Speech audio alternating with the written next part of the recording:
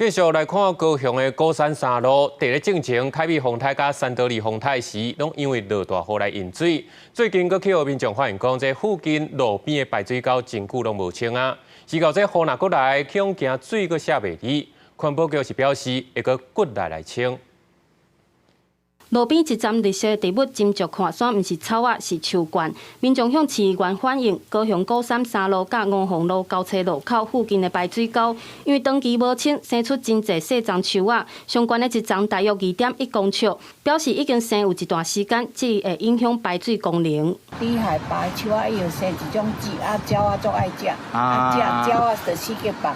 帮啦，如果有等着那个条件，它就会长。都没有来清才会长，假如清的话，它就把它砍掉了嘛。环保局接到通报，17暗时赶紧清理，18透早过来现场清水沟，因为路口附近地势较悬，较袂淹水。多数居民无啥要紧，但嘛有居民表示，路口周边地势较低的所在，今年2摆风台拢淹了真惨，认为市府伫风台进前就应该先清理。气象报出来风台入来啊！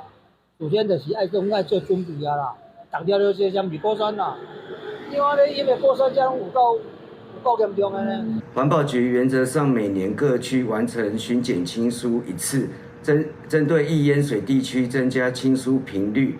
该处接获通报后，除立即派员清疏外，并将全面加强全市侧沟巡检。 环保局表示，会全面加强水沟巡检，因为凯美甲山图的风台拢互高雄真侪路段严重淹水。